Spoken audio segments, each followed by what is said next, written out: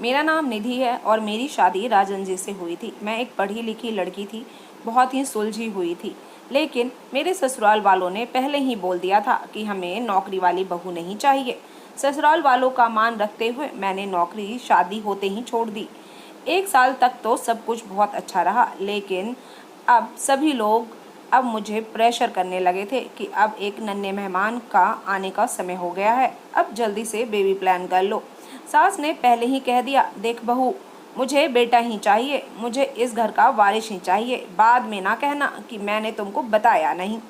हमारे खानदान में अभी तक लड़के ही होते आए हैं, या यूं कहूँ कि लड़का ही होना चाहिए, समझ गई ना।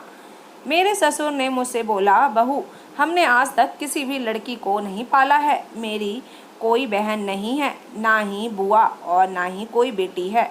इसका साफ मतलब ये है कि पोता ही होना चाहिए, पोती नहीं।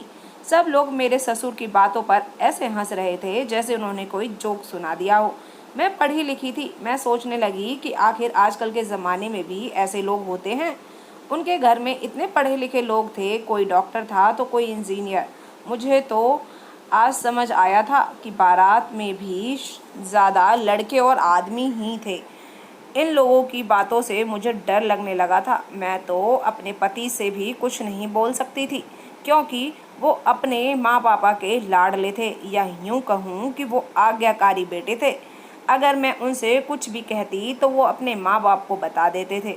फिर एक दिन मुझे पता चला कि मैं माँ बनने वाली हूँ, लेकिन मुझे खुशी की जगह डर लगने लगा था, क्योंकि मैं सारे दिन बेटा बेटा सुनती रहती थी। मेरे ससुराल में सभी बहुत खुश थे। बेटा बेटा सुनते सुनते मेरे 9 महीने गुजर गए। फिर एक दिन मुझे दर्द शुरू हो गया और मुझे हॉस्पिटल ले जाया गया। मेरे साथ साथ सभी घर वाले हॉस्पिटल आ गए। हॉस्पिटल में डिलीवरी वार्ड के बाहर लोगों का जमघट लगा हुआ था। डॉक्टर भी इतने लोगों को देखकर हैरान थी।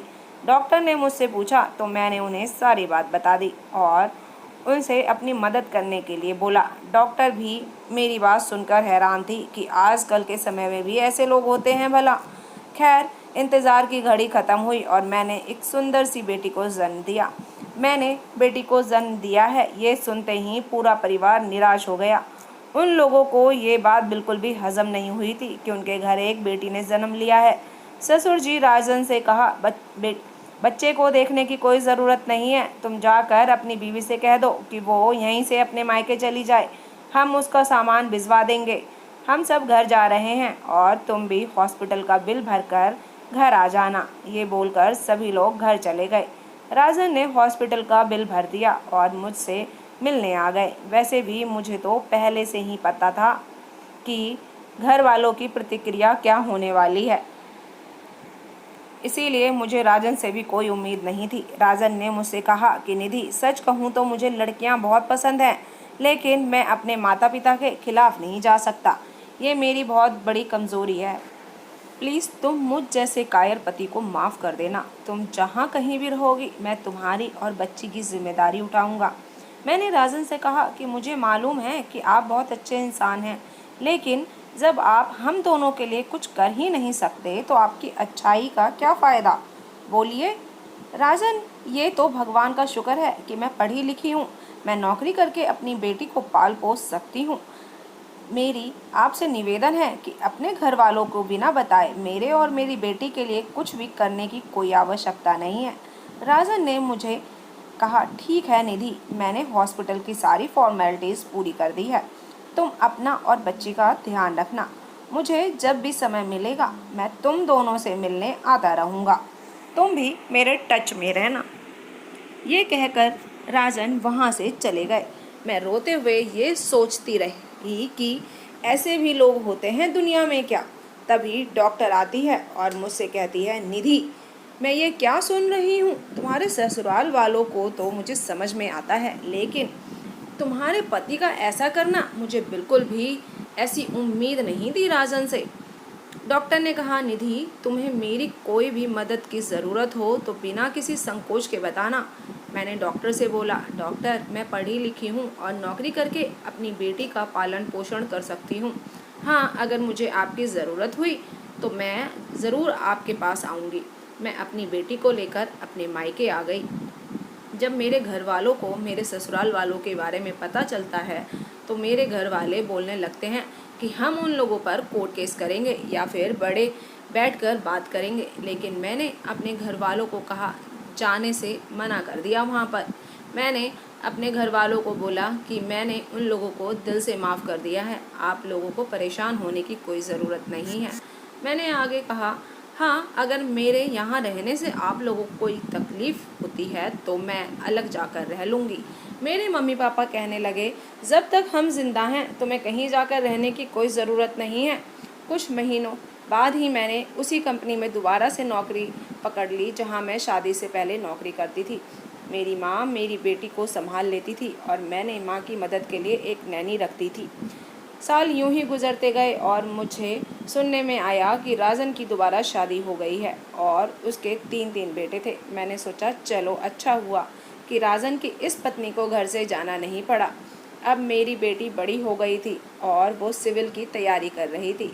मेरी बेटी पढ़ाई में बहुत ही होनहार थी और वो भी दिन आ गया जब मेरी बेटी अपने ही शहर की आईपीएस बनकर आ गई थी। मेरी माँ ने मेरी बेटी काव्या को उसके पिता के बारे में सब बता दिया था, इसीलिए शायद वो मेरी किसी भी बात को नहीं टालती थी।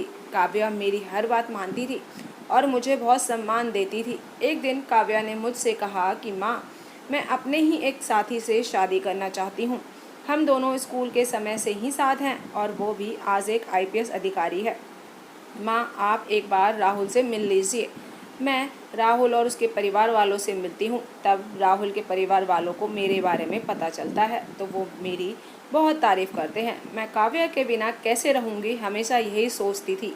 और वो दिन भी आ गया जब मेरी काव्या की शादी राहुल से तय हो गई। काव्या ने कहा, माँ, आप मेरे साथ चलकर मेरे घर रहोगी। मैंने पहले ही राहुल और उसके परिवार वालों से बात कर ली है।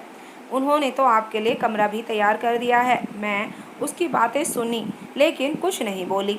मुझे किसी पर भी बोझ नहीं बनना चाहती थी मैंने सोचा अभी इस बारे में बात क्या करूं, तब की तब देखूंगी। मैं अपनी बेटी की शादी की तैयारियों में लग गई। मैं शादी की तैयारियों में बहुत व्यस्त थी और अपने भाइयों से बैठकर तैयारियों के बारे में बात ही कर रही थी कि बाहर से गार्ड के चिल्लाने की आवाज़ आने लगी।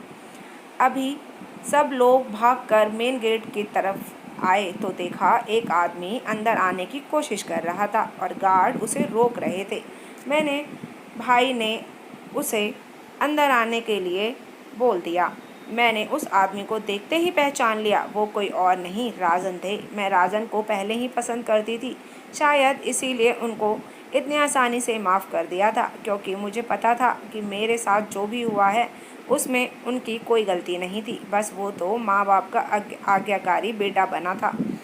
हम लोगों ने राजन को अंदर बैठाया और उसको पानी पिलाया। उसके बारे में जब सब ने पूछा तो पता चला कि उसके 3 बेटे नालायक निकले। माता पिता और पत्नी की मौत के बाद उन लोगों ने मुझे घर से बाहर निकाल दिया। मुझे फ़िलहाल कुछ भी समझ में नहीं आया तो मैं यहाँ आ गया। लेकिन तुम परेशान मत हो, मैं यहाँ से चला जाऊँगा, मैं यहाँ नहीं रहूँगा। ये सब बोलते हुए पछतावे के आंसू बहाने लगे। राजन के पछतावे के आंसू देखकर मेरे भाइयों ने राजन को माफ़ कर दिया।